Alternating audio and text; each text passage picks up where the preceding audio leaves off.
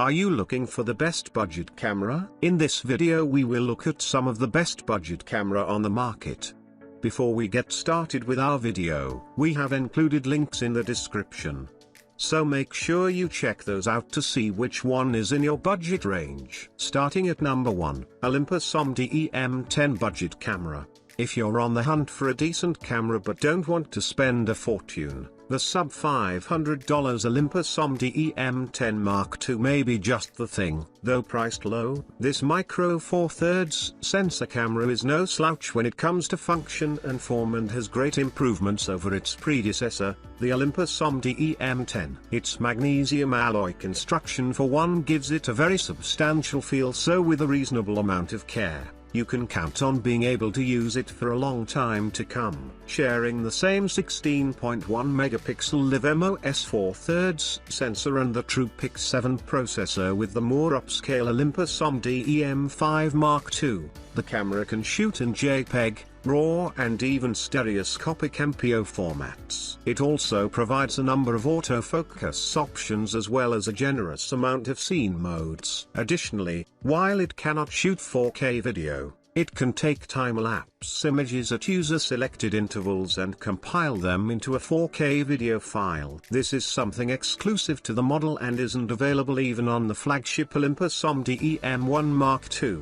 At number 2, Sony a5100 budget camera. However, while this is plenty for a walk around town, you'd probably thank yourself for bringing a spare, especially if you're constantly shooting. Compared to other cameras, there are also relatively few controls on the a5100, so it can be very appealing to those who would much rather keep things simple. For instance, if you enable intelligent auto, the camera can tell that you're planning a portrait shot and sets itself accordingly. It can also adjust on the fly for backlit conditions, macro, landscape, and can even tell an adult and an infant apart. Everything from aperture, shutter speed, ISO, white balance, picture style modes and a host of other adjustments are accessible, but you'll have to become really familiar with the camera. One feature that will endear the a5100 to many users is its 180 degrees flip-up touchscreen. Having a monitor built in allows you to get really creative when it comes to composing your shots, especially if selfies are your thing or if you want to be in the video you are shooting. At number 3, Nikon D3500 budget camera. DSLRs are thought of by many to be professional cameras. While this is partly true, there is a wide range of these cameras available that cater to every skill level and, more importantly, every budget. Though aimed squarely at the entry-level market, it is a very capable camera that should be more than sufficient for someone who wants the hands-on feel of a more manual instrument. It features a 24 megapixel sensor, which, compared to the much smaller sensors of other camera formats and smartphones, puts it a long way ahead in terms of output quality. It makes use of SD cards for storage and can be linked to a smartphone via Bluetooth. This lets users control the camera with their device wirelessly as well as transfer files. As far as features go, there are a few things that could have been better. Its screen, for one, isn't a touch screen and doesn't articulate. It also lacks Wi-Fi, GPS and external mic and headphone jacks. Then again, though, entry-level cameras don't usually offer this feature anyway, so this isn't really surprising. It can, however, record in full HD at up to 60 frames per second. At number 4, Sony RX100 budget camera.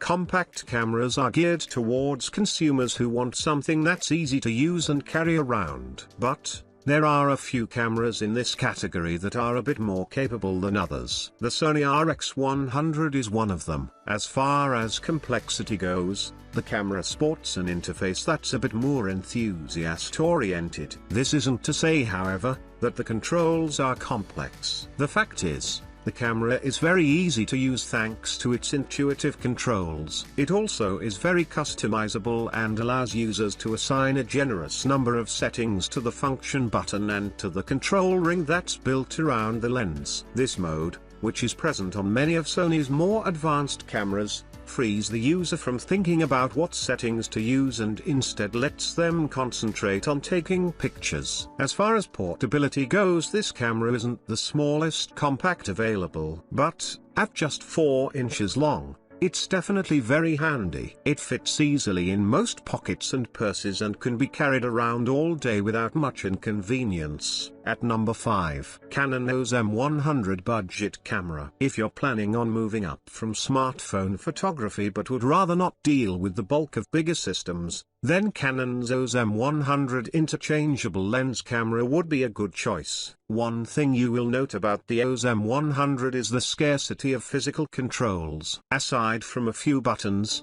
it only has a single adjustment dial and a simple mode dial. This is because the touch screen serves both as the camera's viewfinder and as its main interface, where you can change modes and settings, control focus and of course, view playback. While fewer controls makes the camera less intimidating to new users and casual shooters, more experienced enthusiasts may find this a bit disappointing. Then again, the M100 was designed for those moving up from smartphones and compacts, so this camera will probably not be in the must-have list of more advanced users.